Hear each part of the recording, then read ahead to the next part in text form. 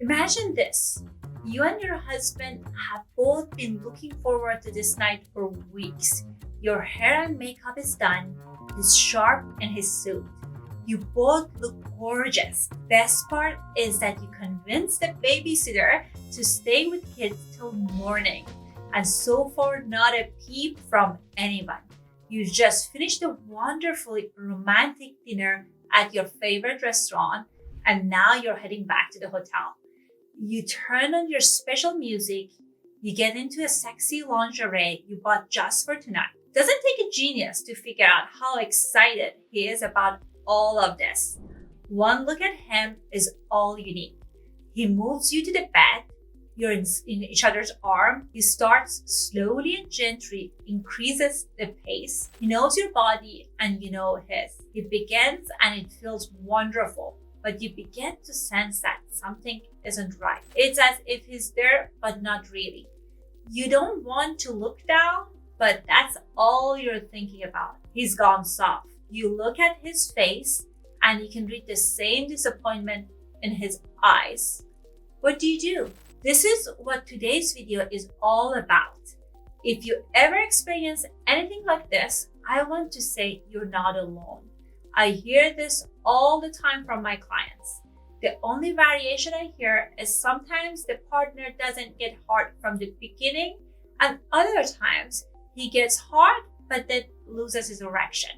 You might even try giving them oral sex using your hand and every other tricks you have up your sleeves, but the erection still is not happening. Each of you in your own way may feel rejected, disappointed, and frustrated. As a psychologist and sex therapist, in today's video, I'll share with you why this happens and what you can do to help your partner. In fact, I'm going to be giving you the answer to the 3 most common questions that may come up. Question number 1, am I the reason he lost his erection? There are many variations of this, such as I'm not attractive enough, am I doing the wrong thing? Bottom line, you turn inward and become very insecure. The insecurity can become overwhelming. Yes, you might be disappointed because he lost his erection, but what is more painful is that you feel it's because you're not attractive enough or sexy enough or good in bed. So the first thing to understand is that it's quite possible the loss of erection has nothing to do with you. You can be the most attractive woman on earth and he can still lose his erection. For men, reaching an erection requires 3 components: blood flow to the penis, the brain signaling to the penis that it's time to become erect, and healthy penile tissues. Interference with any of those factors will lead to no erection or partial erection. Bottom line, your partner's difficulty in getting erection may be completely unrelated to you, but if you complain about not being attractive for him, the added stress will definitely make things worse. Now to the second question. Does he still want to have sex after losing his erection?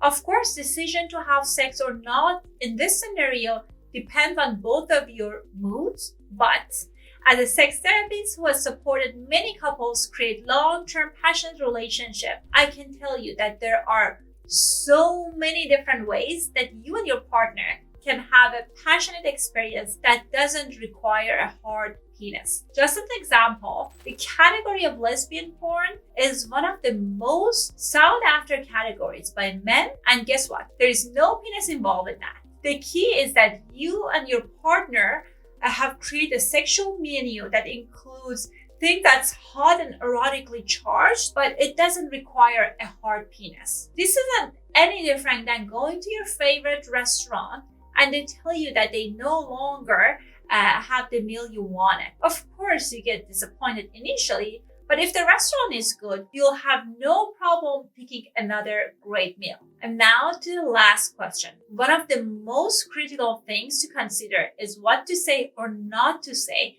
when your partner loses his erection.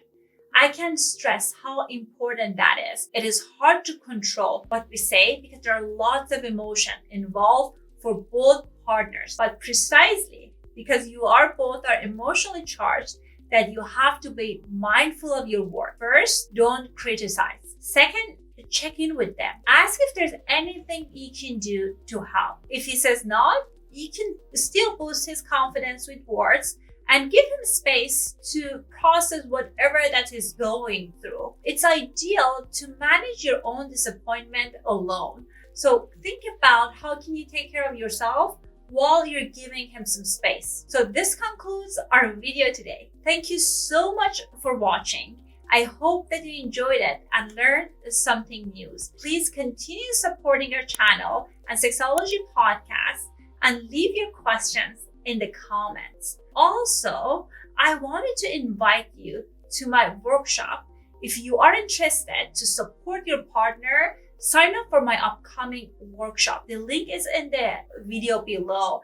During this live workshop, I will teach you and your partner all the scientifically based techniques that I have taught many of my clients who were in the same exact position. And they were able to beat performance anxiety and gain a longer and stronger erection. You also will have an opportunity to ask your questions from me during the live. Thank you for watching, and I'll see you next week right here.